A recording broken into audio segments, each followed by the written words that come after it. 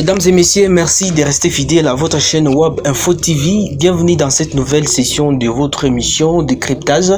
Aujourd'hui, nous allons parler de l'actualité à l'AIN. La RDC s'est dotée d'une nouvelle loi sur la liberté de la presse, la loi dite Mouyaya. Alors, dans cette émission, je vais essayer un peu de décrypter cette actualité avec mon invité. C'est un journaliste que je vais vous présenter dans quelques minutes. Alors, la nouvelle loi sur la liberté de la presse a suscité beaucoup de réactions au sein de plusieurs organisations de journalistes, notamment GED, qui a salué cette nouvelle loi, mais aussi au sein de l'INPC, la corporation qui gère les journalistes. Mais au sein des journalistes indépendants et ceux qui se sentent un peu coincés à cause de cette loi, qui donne un peu le privilège à ceux qui ont fait l'école du journalisme. Alors, la nouvelle loi sur la liberté de la presse en RDC, quelles sont les réactions? Alors, mesdames et messieurs, c'est une nouvelle loi, mais ça fait plus de 20 ans déjà que cette nouvelle législature vient d'être promulguée par le président de la République. La dernière, c'était depuis l'époque de Mobutu.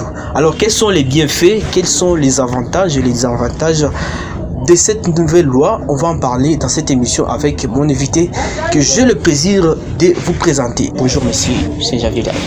Bonjour Gloire, bonjour à tous ceux-là qui sont en train de nous suivre en nous regardant à pareil instant. Merci beaucoup. Je rappelle que vous êtes aussi un leader ligne de valeur sur de la presse en République démocratique Congo, à partir de la province du Nord Kivu. Vous avez formé la plupart des journalistes, dont j'en fais partie.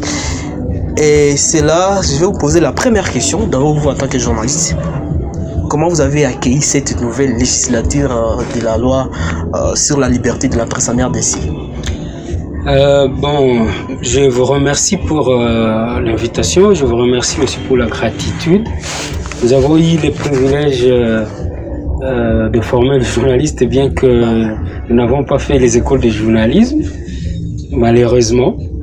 Et nous avons eu à faire d'autres écoles. Heureusement que cette loi nous a aussi reconnus. Et nous avons beaucoup lu sur ces domaines. Nous avons eu à nous documenter beaucoup plus sur la presse partout au monde et en République démocratique du Congo.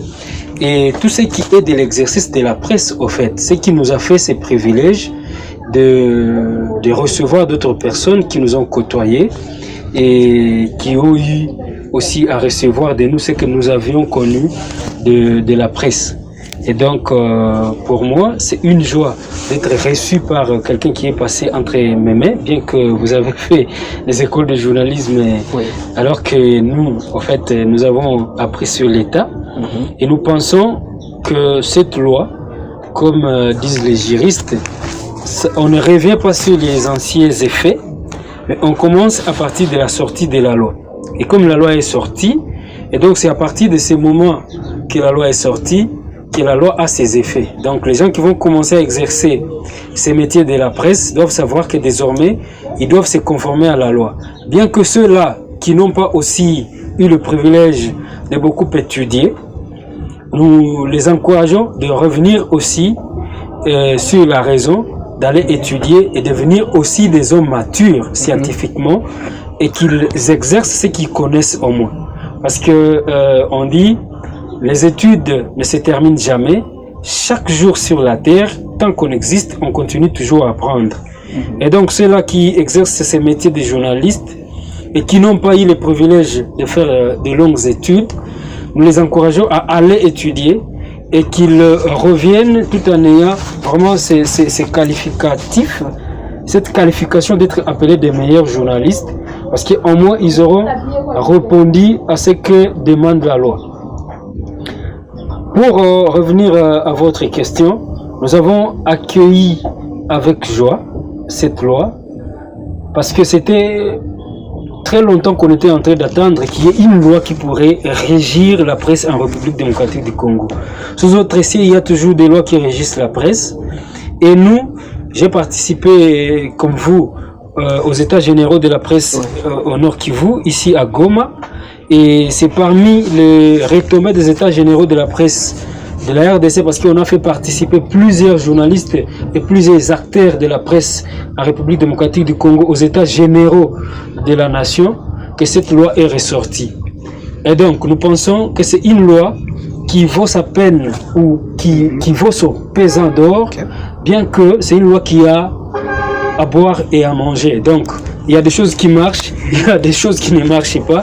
Et donc, nous pensons qu'à travers cette émission, nous allons essayer de parler de choses qui marchent vraiment, qui font du plaisir à nous qui exerçons la presse et à d'autres qui doivent recevoir ce qui vient de notre métier et qui devront recevoir vraiment cette pâte qui a été bien raffinée par les gens qui maîtrisent ce qu'ils font et qui font à ce que le métier de la presse soit un métier aussi bien accueilli au pays. Merci beaucoup. Et qu'est-ce que la loi dit sur les statuts des journalistes? Qui est journaliste réellement selon cette loi? Bon, la loi est revenue presque à ce qui était dit à l'époque, parce que la loi de Mobutu, qui a été révisée en 1997, qui était une loi de 1981, qui était révisée en 1997, c'est une loi qui disait que reconnu journaliste en République démocratique du Congo, c'est lui qui vit dans la récolte, le traitement et la diffusion des informations.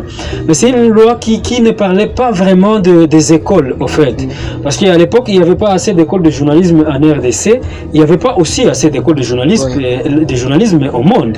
Donc depuis qu'il y a eu des écoles de journalisme, ceux qui ont fait la faculté des sciences des informations et de la communication SIC, en fait, ils sont devenus très nombreux. Il fallait que le ministre puisse réfléchir pour donner cette valeur aux gens qui ont étudié. C'est pour ça que le ministre a réfléchi et dans cette loi, lorsqu'on parle de l'article 11 de cette loi, on dit que des justifications ou des définitions du journaliste qui dit que journaliste en République démocratique du Congo, en fait, celui qui a fait les écoles de journalisme, il faut les écoles de journalisme et ça ne suffit pas. Parce qu'on peut faire les écoles de journalisme, en fait on a fait les sciences de l'information. Je vais rester vraiment dans les sciences de l'information, ou les sciences de l'information et de la communication, parce qu'il y a ceux-là qui avaient fait cette faculté, bien que ça ne soit plus une faculté actuellement avec notre système LMD. C'est devenu une filière parmi d'autres sciences humaines. Il faut faire ces sciences, mais ça ne va pas vous suffire. À pas faire ces sciences, il faut aussi l'expérience professionnelle. Et ça vous confère l'expérience professionnelle d'une année. Donc il faut faire aussi 12 mois dans une rédaction en train de faire ce que disait l'autre loi. Donc vous vivez de la récolte, le traitement et la diffusion des informations. Et donc si vous faites les 12 mois, après avoir fait ces écoles, vous pouvez être déclaré journaliste. La loi donne aussi une brèche à ceux-là qui n'avaient pas fait les sciences des informations et de la communication. Donc, ceux-là qui n'ont pas fait les écoles de journalisme peuvent devenir aussi journalistes, mais à condition qu'ils fassent au moins d'autres études et qu'ils obtiennent au moins une licence.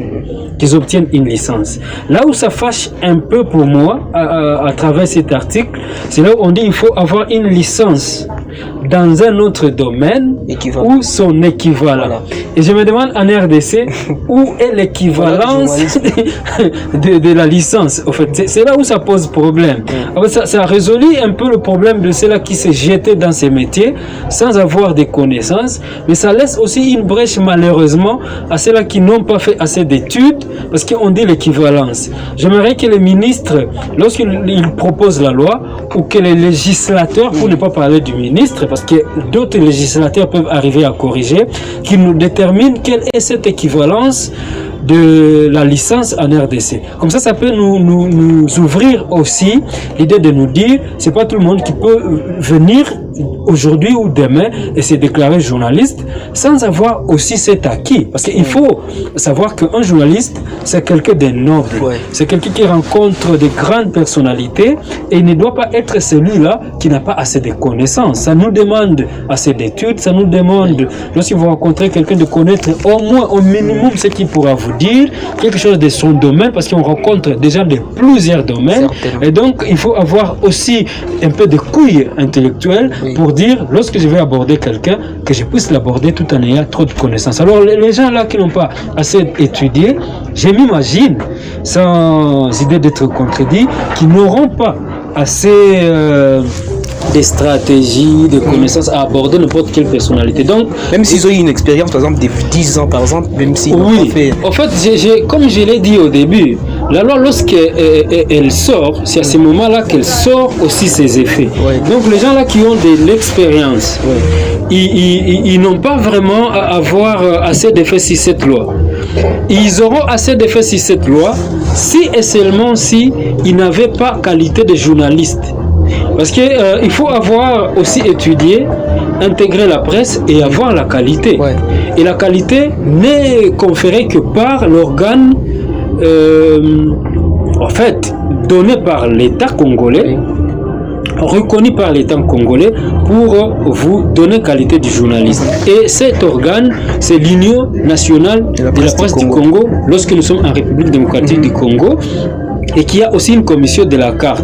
Et lorsqu'il faut recevoir cette qualité, ça ne suffit pas tout simplement d'aller vers l'Union nationale de la presse du Congo, l'UNPC, pour avoir la qualité. Il faut aussi avoir un organe dans lequel on travaille. Il faut avoir un coach, un rédacteur en chef qui va certifier que vous avez fait tous ces temps de stage, comme dit la loi d'ailleurs. Il faut que votre coach certifie que vous avez passé les 12 mois, si et seulement si vous avez fini dans les écoles de journalisme, ou que vous avez fait les 24 mois si vous n'avez pas fini dans les écoles de journalisme pour être déclaré journaliste.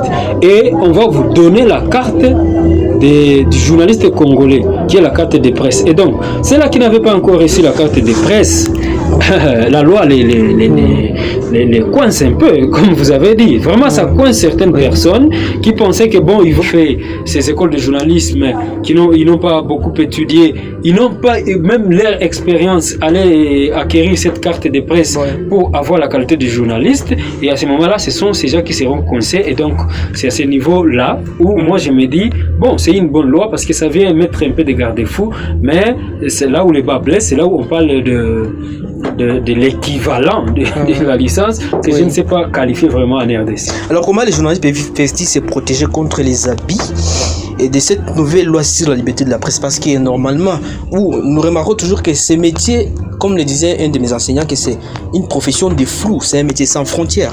Tout le monde y entre, n'importe qui peut devenir journaliste, se réveille, il dort mais se réveille, il devient journaliste. Est-ce que cette loi ne vient pas quand même donner de l'importance à ceux qui ont les mérites de ce métier ou d'exercer ce métier? Bon, ça donne vraiment de l'importance à ceux-là qui méritent. Quand ça vient assainir quand même. Assainir, oui. Assainir, parce que dès lors que la loi sort ses effets, dès lors, désormais, il y aura plus de gens qui pourront s'amener dans les métiers sans avoir la qualité, selon ce que dit la loi. Donc si vous voulez avoir la qualité, il faut vous conformer à ce que dit la loi. Et nous avons vécu dans notre métier des moutons noirs, comme disent les grands enseignants dans ces métiers. Les gens qui se réveillent le matin, ils commencent à se déclarer journalistes. Les gens qui, nous avons vécu le phénomène des gens qui se réveillent le matin, ils vont à l'aéroport, ils vont attendre les gens qui ne connaissent même pas, ils vont arriver. C'est un phénomène qu'on a appelé Japa. Donc journaliste attaché au pied de l'avion.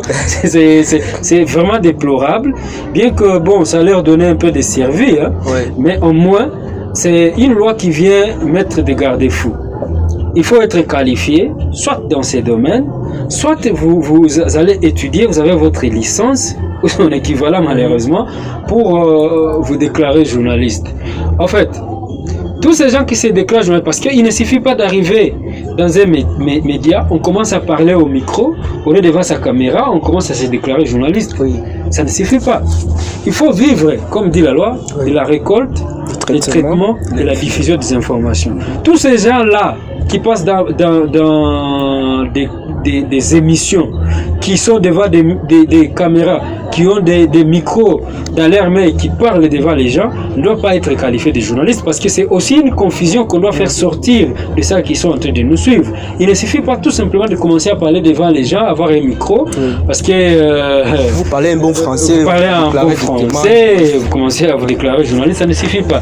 Donc il faut vivre de la récolte, le traitement, la diffusion de l'information. Et quand on parle de l'information, il faut parler de la nouvelle. Qu'est-ce que j'ai dit? Qu'est-ce que je donne comme nouveauté à la communauté? Bien que je dois savoir qu'il y a des membres de la communauté qui connaissent aussi ce qui s'est passé. Mais moi, je suis entré dans la communauté, j'ai récupéré ce que la communauté a vécu et je donne à d'autres membres de la communauté qui n'ont pas été comme moi témoins oculaires ou auriculaires de ce qui s'est passé. Et donc c'est au fait ça, c'est un pouvoir, et le pouvoir que le ministre ou le législateur a voulu que ce soit un pouvoir vraiment octroyé à ceux-là qui ont qualité, formés, informés, forts et qui peuvent donner des meilleurs d'eux-mêmes. Il y a des grands journalistes qui n'ont pas fait quand même les journalismes, qui font bien leur travail. Je prends l'exemple de Laurent Sadou, malheureusement il est décédé. Il n'a pas fait l'école de journalisme, mais c'était un grand journaliste. Est-ce que la loi n'a pas fait allusion à ces gens-là qui ont cette passion-là ou ces talents-là de journalisme? Oh, heureusement que vous parlez de Laurent Sadou. Parce que j'ai la mémoire de Laurent Sadou, oui. J'ai un peu la chair de poule. Je me dis, je suis fier de devenir journaliste. Laurent Sadou, c'est quelqu'un qui n'avait pas fait les écoles de journalisme, mais qui avait eu cette passion. Et moi, j'ai fait un lot de débats avec certaines personnalités qui ont fait ce métier comme moi. Et j'ai toujours dit que le journalisme, à part être une science, c'est d'abord un art. Un art, oui. Et donc, on n'est pas artiste, mais on le devient. En force d'aimer l'art et de l'exercer. Et donc, la loi a trouvé qu'il y a vraiment des meilleurs artistes qui peuvent devenir ces journalistes selon les domaines. Et c'est à ce niveau-là que moi je voudrais que les législateurs disent, en requalifiant tous ceux-là qui ont des licences dans d'autres domaines, mais tout en disant que lorsqu'ils sont en train d'exercer ces métiers, qu'ils informent, sachant qu'ils ne vont se limiter qu'à leur domaine. Comme ça, ils ont vraiment un bagage dans leur domaine. Vous voyez un peu. Si moi j'étais le législateur, c'est à ce niveau-là que je pouvais requalifier les choses. Vous êtes journaliste parce que vous n'avez pas fait les écoles du journalisme, mais au moins vous avez fait un autre domaine. Vous vous focalisez sur votre domaine, vous vous y concentrez et vous informez dans votre domaine parce que vous avez tout le droit, toutes les connaissances sur votre domaine. C'est comme RFI, il y a des journalistes spécialistes en économie, voilà, politique. C'est ça, c'est que le législateur a oublié de mentionner dans cette loi. Et c'est ce que je condamne. Si moi, aujourd'hui, je deviens député, peut-être que je le serai. Bon, espérons. Même si vous ne voulez pas l'être. Bon, un jour, peut-être à travers cette émission que vous allez revenir et dire, bon, c'est le jour que je vous avais invité, que vous aviez eu cette vision. Je peux commencer par dire, oui, cet article reste, mais j'ajoute que vous restez journaliste, mais vous restez vraiment en train de vous focaliser sur votre domaine d'études. Comme ça, vous développez des connaissances dans votre domaine et vous informez sur votre domaine. Alors qu'un journaliste, il doit avoir plusieurs connaissances dans plusieurs domaines. Plusieurs connaissances parce que vous abordez plusieurs personnes. Certainement. En fait, on est journaliste un peu généraliste. Hein? C'est en fait ça, on est généraliste, on étudie tous les temps, comme je l'ai dit au début. Vous essayez d'apprendre tous les jours, vous lisez et vous lisez et vous lisez. Malheureusement, nous avons certains qui se disent journalistes actuellement, mais lorsque vous leur donnez même un petit syllabus de 10 pages, vous le revenez après quelques temps, vous leur posez des questions sur ce qu'ils ont pigé de ces syllabus, ils n'ont rien à vous dire.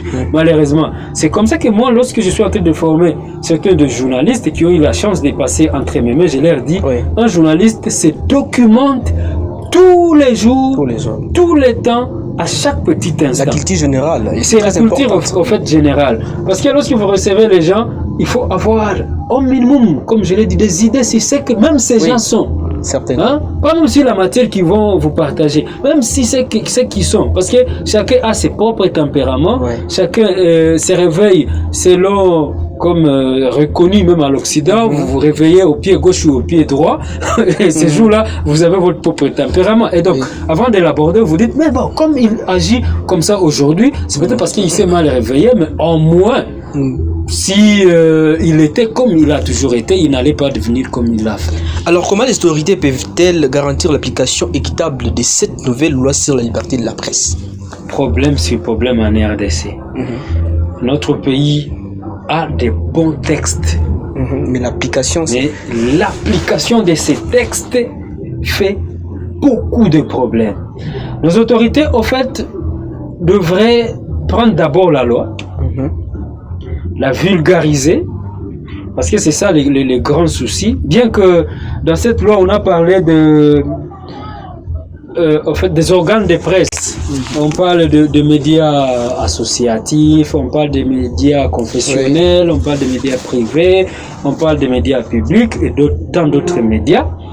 Et c'est dit que les médias là qui ne sont pas tellement publics, ce sont des médias qui doivent avoir 50% dans leur programme, la diffusion de ce qui est moral, éthique et la connaissance des normes de l'État. Ouais. Et lorsqu'on parle de la connaissance des normes de l'État, le journaliste lui-même devrait commencer par connaître la loi qui lui régit. Et donc, nos autorités devraient commencer par vulgariser cette loi pour qu'elle soit connue. Parce que ce n'est pas la loi qui régit uniquement les journalistes, mais ça régit aussi les consommateurs des produits du journaliste. Donc les gens qui viennent vers les journalistes, ils devraient savoir exactement ce que les journalistes doivent faire et ce qui est de leurs limites lorsqu'ils sont en train de parler devant les journalistes. Parce que l'article 60 dit que lorsque vous êtes en train de publier les choses, même dans les réseaux sociaux, vous devez faire attention. Parce que si vous portez atteinte à ma personnalité... Il y a aussi une loi sur le numérique qui a parlé de cette lorsque vous portez atteinte à ma personnalité, alors que vous êtes sur le numérique, parce qu'au moins, c'est aussi parmi les grands avantages, les grands avantages de cette loi, c'est la reconnaissance du numérique. Les réseaux sociaux viennent d'être reconnus, les médias en ligne vraiment reconnus, les blogueurs, les YouTube vraiment reconnus. C'est vraiment une innovation dans cette loi. Bien que c'est une loi, lorsqu'on parle des conditions de recrutement, parce que ça se retrouve dans l'article 10 d'ailleurs de cette loi, lorsqu'il parle des conditions de recrutement, on parle qu'il faut avoir toutes les connaissances et avoir ces diplômes, des licences et en fait les diplômes de la reconnaissance en études du journalisme ou la licence dans d'autres domaines, mais ça donne une brèche aux blogueurs et aux youtubeurs et à d'autres personnes. On dit sauf ces gens lorsqu'on voudrait être recruté, et on parle de journalistes indépendants. Malheureusement, c'est là où les bas blessent. Mais au moins, il devrait d'abord commencer par vulgariser et mettre en application. Surtout lorsqu'on parle de pénalité. Parce que lorsqu'on parle de pénalité, on recourt encore une fois au code pénal. Et lorsqu'on recourt au code pénal, donc on doit prendre cette loi, on la dépose aussi aux faiseurs des lois, aux gens qui appliquent la loi. Il faut que je sois vraiment clair. Les magistrats, les avocats et les autres doivent, les juges, s'enquérir de cette loi et l'interpréter. En fait, selon les législateurs. En fait, les législateurs doivent aller vers les gens là qui appliquent la loi et leur dire, ici, l'article parle de telle bavure. Telle bavure. Et donc, il faut l'expliquer comme à l'époque, il y avait... l'OMEC qui essayait d'expliquer le tout, l'Observatoire des médias congolais, qui disait lorsqu'on parle de tel délit, ça signifie telle chose. Parce qu'il y a certains législateurs, en fait, certains applicants des lois aussi qui ne savent pas aussi très bien les interpréter. Parce que ce sont les législateurs qui peuvent bien expliquer afin que ceux-là qui vont appliquer les droits puissent les appliquer selon l'interprétation exacte de celui qui a mis en place la loi. En fait, c'est ça ce que je voudrais aussi donner comme interprétation. Aller vers ces gens-là qui vont appliquer, qui sont en train de lire, et leur demander vraiment de lire. C'est une loi qui a ses failles, on ne donne pas tout. En fait, comme j'ai dit, il y a d'autres qui peuvent venir et corriger. Mouyaya, il a fait ce qu'il a fait. Nous n'allons pas oublier qu'il y avait aussi Kizito Mushizi qui avait proposé une loi. Pour moi, c'était un ancien journaliste aussi. Pour moi, oui. Il a été journaliste et directeur de la radio Maendeleo de Bukavu avant d'être élu député dans cette même ville. Pour moi, si c'était vraiment moi, c'est la loi que je devrais promulguer. Voilà. La loi Mushizi. Bon, bien sûr. Mais pourquoi elle est restée dans les tiroirs, on dirait? Dans les tiroirs, parce que tout simplement, les gens qui étaient au pouvoir ne voulaient pas. Et c'est pourquoi moi, je suis en train de dire que Patrick Mouyaya a eu la chance que sa loi puisse passer, parce qu'il est ministre de la communication. Et donc, il a usé. Les anciens journalistes qui sont députés. Mais qui n'ont pas eu cette chance que cette loi passe. Lui, il a eu la chance d'user de son pouvoir public, de son pouvoir d'être aussi dans le gouvernement pour dire, s'il vous plaît, en tant que ministre, donc ma loi peut passer. Et il a eu la chance aussi d'avoir un chef de l'État qui a sa confiance et qui a dit bon, monsieur le ministre, ça peut passer. Merci beaucoup. On va finir cette émission dans quelques minutes, mais dans cette ordonnance, qu'est-ce qui vous a beaucoup intéressé, tous les articles de cette loi, vous? Parce que bien que vous n'avez pas fait l'école des journalistes. Bon, ce qui m'a intéressé beaucoup plus, c'est le fait qu'on m'a reconnu moi-même. Parce que cette reconnaissance des gens qui n'ont pas fait ces écoles et qui ont ces atouts, comme j'ai dit, c'est d'abord une science, mais aussi un art. Les gens qui ont mis le journalisme comme science, ce sont des gens qui n'avaient pas fait le journalisme d'abord comme science. C'est que ce sont les hommes qui ont dit que ça peut devenir aussi une science. Avant de devenir une science, ils pratiquaient comme artistes. Et donc, ça m'a reconnu, ça a reconnu aussi mes confrères qui n'ont pas fait ces écoles. C'est d'abord un. De deux, ça a reconnu les gens qui pratiquent les métiers sans faire ces métiers comme je dirais comme profession au plateau là, reconnue par l'État, mais qui peuvent pratiquer aussi parce qu'ils ont aimé et ils ont ces atouts à travers leur profession en ligne. La loi a reconnu les métiers en ligne, la loi a reconnu les blogueurs, parce que blog, en fait, c'est aussi ces métiers individuels, mais qui informent. Ne confondons pas vraiment. J'informe individuellement à travers mon média individuel. Je parle bien de l'information. Je ne parle pas de toutes les blagues que les gens font passer. Ça n'engage que soi-même. Ça n'engage que moi, mais je fais passer de l'information. Parce que le journalisme, c'est l'information d'abord. Et j'ai dit, l'information, c'est la nouvelle, la nouveauté que je donne à la communauté. Mais lorsque je commence à... En fait, maintenant, là, vous faites le journalisme parce que vous m'invitez pour que je parle de cette loi comme nouveauté. Que les gens qui sont en train de nous regarder, qui nous suivent, vont enquérir. Mais si je commence à faire toutes les blagues que les gens font, je ne suis pas journaliste, je suis soit comédien ou autre. Et à ce moment-là, la loi ne me reconnaît pas. Ça va me reconnaître comme journaliste lorsque j'ai fait passer de l'information à travers mon média. Merci que ce soit privé ou autre. Quelles sont maintenant les perspectives avec cette nouvelle loi dans l'avenir? L'avenir, il faudra que ça commence à punir. Si ça ne punit pas, ça n'a pas d'importance. Comme j'ai dit, en RDC, on a des bons textes. Les textes sont là. Même dans d'autres domaines, il y a vraiment des bons textes. Mais l'applicabilité, c'est ça le problème.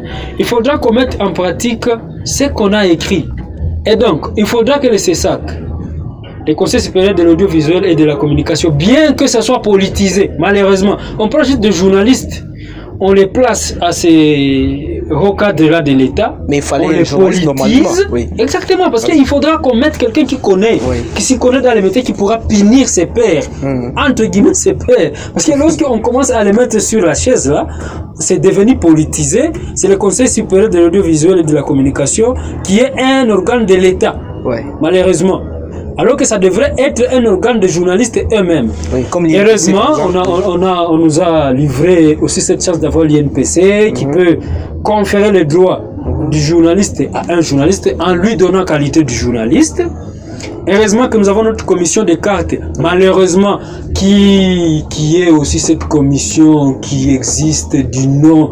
Parce que moi, ma dernière carte a expiré il y a à peu près 2 ans. Je vais rester sans carte, sans une nouvelle carte. Bon, il y a eu toute cette tractation, mais au moins, à ce niveau-là, il faudra qu'on mette en application nos textes. Si nous n'allons pas mettre en application nos textes, les textes vont rester là et ils vont rester lettres mortes. Merci beaucoup Saint-Janvier Diallo. Mesdames et messieurs, on va finir cette émission, mais je vous lance quand même un biscuit pour lancer un message à tous les journalistes par rapport à cette nouvelle loi. Qu'est-ce que vous leur dites? Chers journalistes comme moi, faisons preuve de notre loyauté. Faisons preuve de notre grandeur d'esprit. Faisons preuve de cela qu'on appelle de grandes personnalités parce que nous sommes un pouvoir. Et lorsqu'on est un pouvoir, on doit prouver qu'on est vraiment un pouvoir en faisant très bien son métier, en l'exerçant selon les normes. Et donc nous avons les codes d'éthique et déontologie du journaliste qui est notre Bible. appliquons ce qui est du code d'éthique et de déontologie de notre métier. Et lorsque nous l'appliquons, même cette loi ici, c'est basé sur ça. Appliquons ce qui est de ces codes d'éthique et de déontologie. Et cette loi, tout ce qui tourne autour des livres de presse et toutes les bavures qui sont citées dans cette loi, on ne peut jamais tomber dans cela si et seulement si on continue à exercer notre métier selon les normes et l'exercice de ce qu'exige le code d'éthique et de déontologie. Merci beaucoup Saint-Janvier Zialoua, ça a été un plaisir de vous recevoir dans cette émission. Espérons qu'à la prochaine vous serez là présent. J'aimerais qu'on soit toujours avec nos téléspectateurs, que prochainement on puisse décortiquer article par article pour que les gens comprennent exactement, et surtout ceux-là qui exercent ces métiers comme nous, comprennent exactement ce que ça dit et qu'ils mettent en pratique ce que le législateur a voulu que nous mettions en pratique.